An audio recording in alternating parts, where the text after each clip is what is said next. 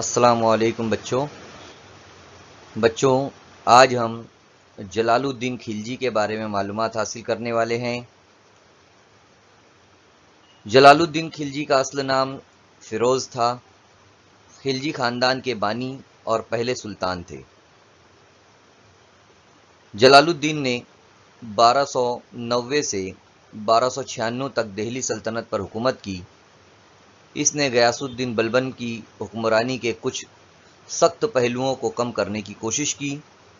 وہ پہلے حکمراں تھے جنہوں نے یہ نظریہ پیش کیا کہ عوام کی رضامندی کے خلاف حکومت نہیں چلانا چاہیے۔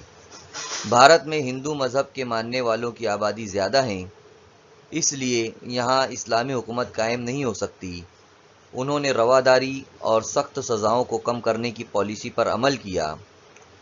ایک سلطان کے طور پر انہوں نے منگولوں کے حملوں کو پسپا کیا اور بہت سے منگولوں کو اسلام قبول کرنے کے بعد ہندوستان میں رہنے کی اجازت دی۔ جلال الدین ایک نرم مزاج اور مہربان بادشاہ کے طور پر جانے جاتے ہیں۔ کئی لوگوں نے انہیں کمزور حکمراں سمجھا اور ان کی حکومت کا تختہ پلٹنے کی کوشش کی۔ آخر کار ان کا بھتیجے علی گرشاسپ، جسے علاء الدین کے نام سے جانا جاتا ہے، اس نے قتل کر دیا انہیں اور تخت پر بیٹھ گیا۔ تو یہ آپ کی یہ معلومات تھی مختصر سی جلال الدین خلجی کے بارے میں، جنہوں نے خلجی خاندان سے تھے اور پہلے سلطان تھے خلجی خاندان کے۔ اللہ حافظ۔